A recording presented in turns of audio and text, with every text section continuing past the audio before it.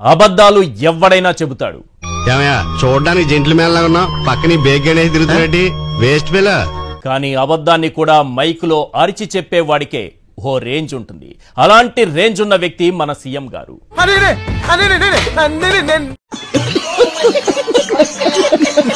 అది మహానాడ, ఎన్నికల ప్రచార సభ అన్నంతలా రెచ్చిపోయారు. పచ్చి అబద్ధాలు, గాలి హామీలతో మహానాడు వేదికగా మైకులు హోరెత్తించారు. అంతా బానే ఉందా లేక దయ్యమేమైనా పట్టిందా? జగన్ హయాంలో రాష్ట్రం వెనక్కి వెళ్లిపోయిందనే జగన్మోహన్ రెడ్డి గారు దొంగ 420 అయితే పక్క ఏంట్రా ఇది? వాళ్ళేమో వీడికి బిల్డప్ ఇస్తున్నారు, వీడేమో వాళ్ళకి బిల్డప్ ఇస్తున్నారు. ఇద్దరు ఎదవలే. నువ్వెవడరా మధ్యలో? అసలు నువ్వెవడేరా మధ్యలో? గాలి మాటలతో మొదలుపెట్టి డ్రగ్స్, గంజాయి, బాబాయి గొడ్డలి, ఏం మాట్లాడుతున్నారా నువ్వు? నీకేమైనా బుర్రున్నదారా? గుంతల రోడ్లు, ఆర్థిక విధ్వంసం, అప్పులు, జే బ్రాండ్స్, భూతం వరకు మాట్లాడిపోయింది. అంతా అయిపోయింది, ఇప్పుడు ఏం చేయాలి?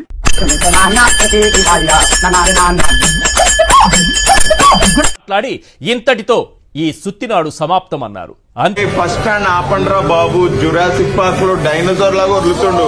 క్షణం ఆలస్యం చేయకుండా పచ్చమోక అక్కడి నుంచి జంప్. 3 రోజుల మహానాడులో ఆఖరి రోజు జరిగింది ఇదే. మరి రాష్ట్రానికి కానీ రాయలసీమకు కానీ ఎలాంటి హామీ ఇవ్వలేదా అంటారా? ఇచ్చారు. నా దగ్గర ఒక బ్లూ ప్రింట్ ఉంది, రాయలసీమను రతనాలసీమ చేస్తా, కర్నూలుకు హైకోర్టు బెంచ్ తెస్తా, అంతా బాగానే ఉంది, ప్రతి కుటుంబంలో ఒక పారిశ్రామికవేత్తను తయారు చేస్తా, జగన్ అనే భూతాన్ని శాశ్వతంగా పాతి పెట్టేస్తా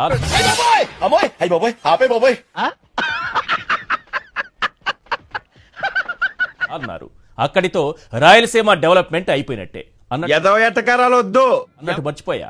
10 రోజుల్లో కడప స్టీల్ ప్లాంట్ ను ప్రారంభించేస్తాను కూడా అన్నారు.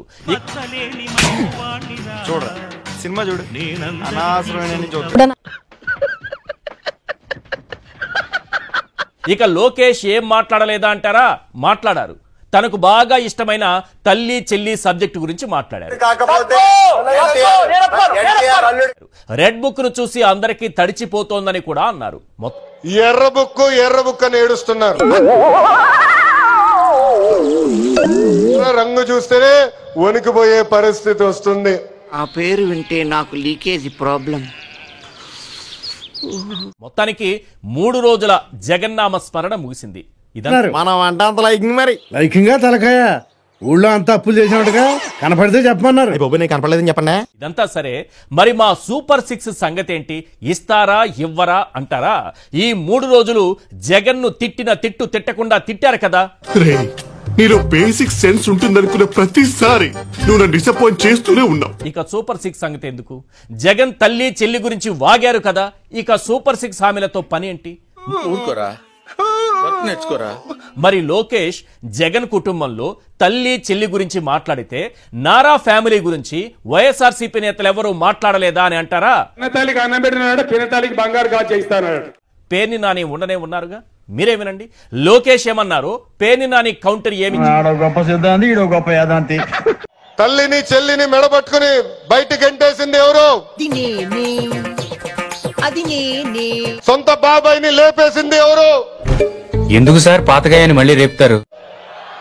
జే బ్రాండ్లు అమ్మి పేదల రక్తం దాగింది ఎవరు? దాని వెనక బ్యాక్గ్రౌండ్ ఉంది. హోంవర్క్ చేసిన, హార్డ్ వర్క్ చేసిన, ప్లానింగ్ చేసిన. మేము కూడా అటువంటి ప్రశ్నలే వేయదలుచుకుంటే వీడప్పుడే బీబీసీ రేంజ్ లో ఎంచుకుంటున్నాడు. లోకేష్ లాగానే దిగజారి మేము కూడా మాట్లాడదలుచుకుంటే ఏంట్రే మొరటి పనులు మాట్లాడలేమా? ఎక్కడయ్యా చంద్రబాబు నాయుడు గారు అక్క చెల్లెళ్ళు, తోబుట్టులు? ఎక్కడయ్యా అన్నదమ్ములు? లేదు, వైసీపీ పార్టీ మీద అవినీతి చేసి బొక్కిపోయి ఊరికి ఇట్లా మా గొట్టాలు తీసుకొని మాట్లాడుతున్నారు తప్పితే ముందు మన గబ్బు చూసుకొని పక్కన వాళ్ళ గురించి మాట్లాడితే బ్రహ్మాండంగా ఉంటాడు. చూద్దాంలే, చూడటం కాదండి, మీరు చెయ్యాలంతే. సరే, మీరు ట్రై చేస్తారన్నారంటే అది ఓకే అయిపోయిన